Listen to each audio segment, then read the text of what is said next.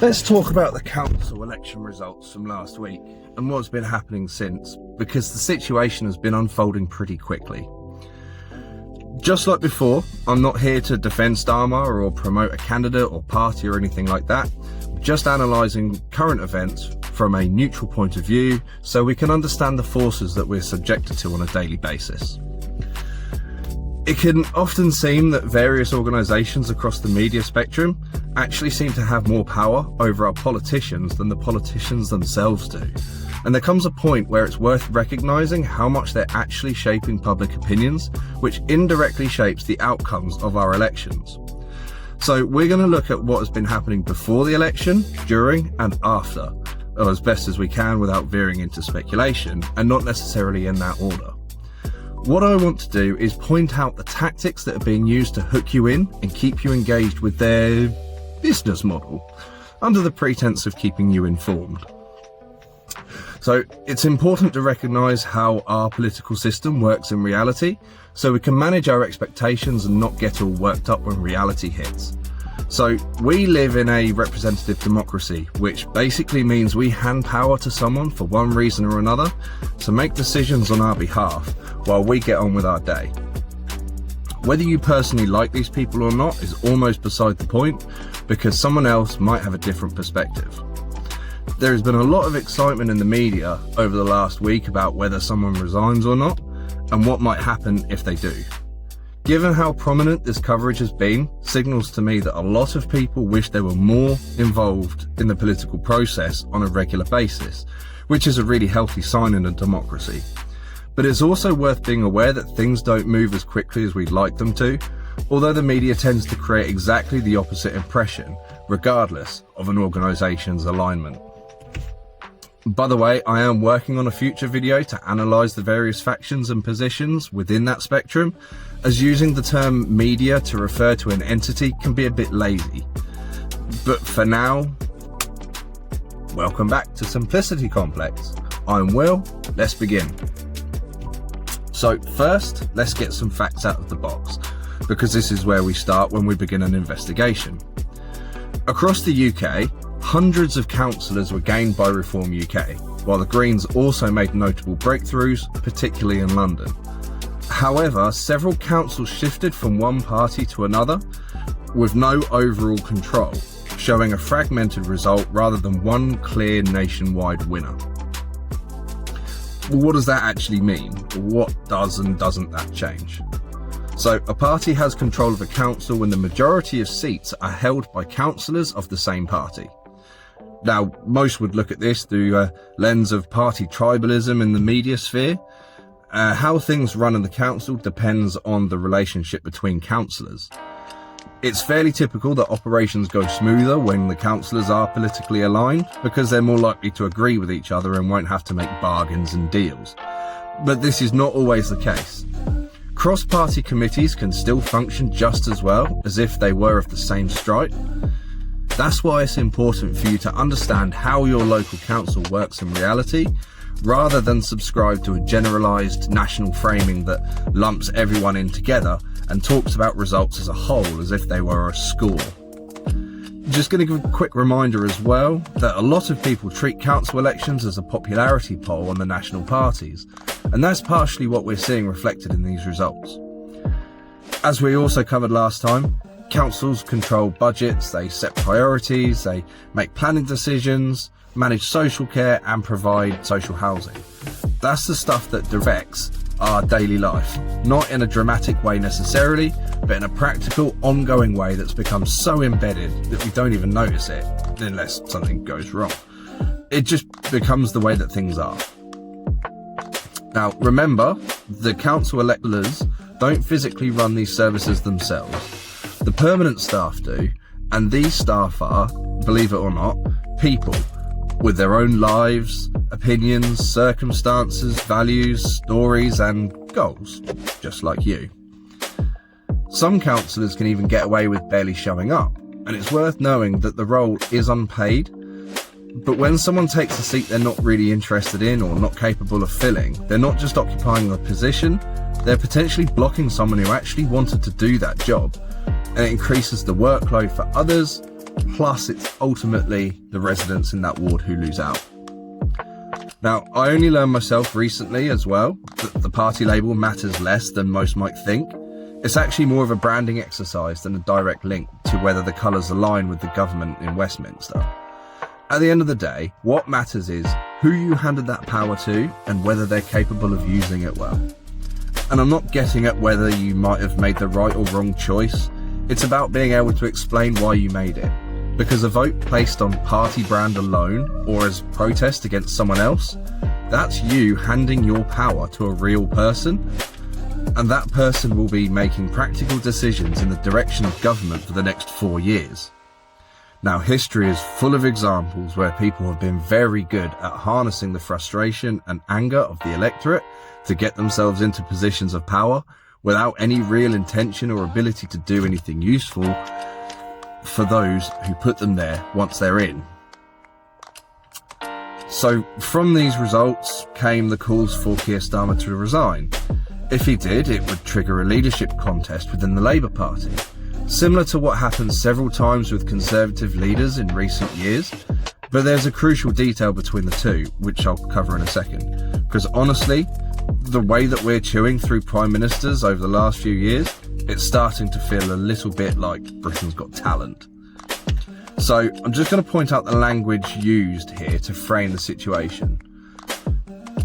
As I mentioned, there were calls for the Prime Minister to resign, which if he did, it would have been just like it was with the Conservatives, which I'll cover in a second.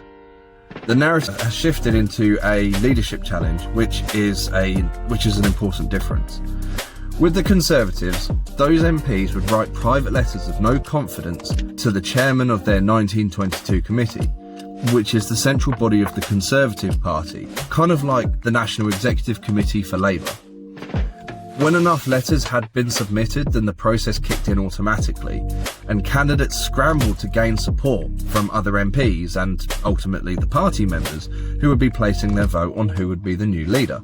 No named challenger is required initially. Now, a leadership contest is slightly different because it requires an actual candidate to be nominated by 20% of the parliamentary party. That's around 81 MPs in this current government to get behind a current sitting MP. As of filming, that threshold hasn't been reached. The media have been discussing and analysing the potential candidates who appear to be speculation based on what appears to be a combination of populism and betting odds rather than anyone actually stepping up to propose how to run things better. However, this story doesn't seem to be slowing down, and this will now go on for a while because of the momentum. It's really starting to pick up. This type of story is almost perfect media content. It can run for days, weeks, even months while generating headlines, clips, reactions, counter-reactions, everywhere you look. And what content you get served is often shaped by your own political preferences, particularly online. Even the difference in content I'm served when I switch between accounts on this platform to post these videos is wild.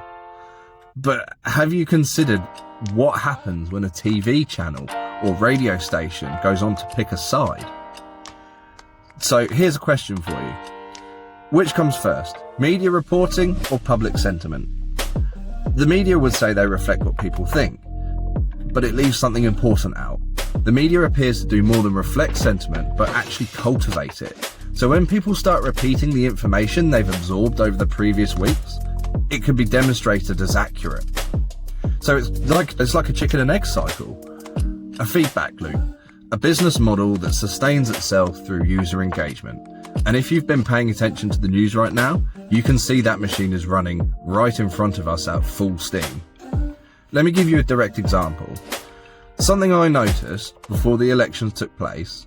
Across the media in general, there was already a narrative building that the Prime Minister should stand down if the council election results went badly. Unnamed MPs began signalling rebellion for lack of faith in the Prime Minister. Canvassers were reporting back from doorsteps that Starmer just wasn't cutting through, while deliberately leaving out those who would choose for him to stay where he is. All of that was building the same picture, and this was delivered to you dressed as the central narrative of current events. Over the last week or so since the election, what started as a handful of MPs grew to much higher numbers calling for the Prime Minister to go. That got wall-to-wall coverage, and it still is.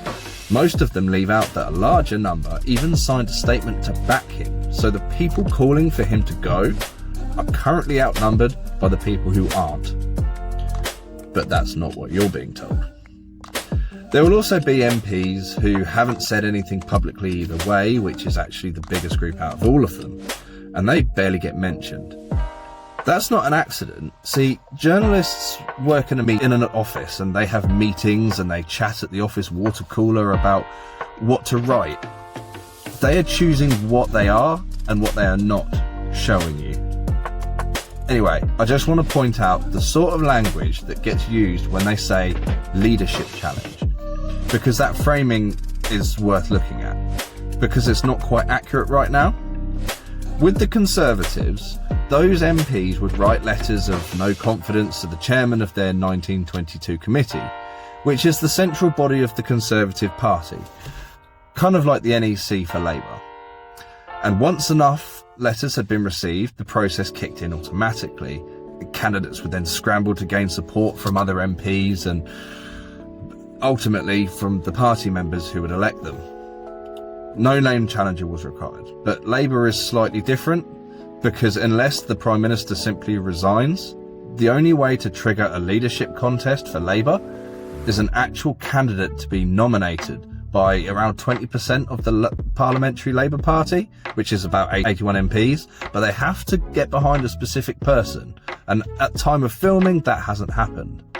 Now, the Prime Minister said he's going to stay where he is, and the proposed options don't seem to be anything more than speculation based on what appears to be a combination of populism and betting odds, rather than anyone actually stepping up with any really good ideas or how to run things better.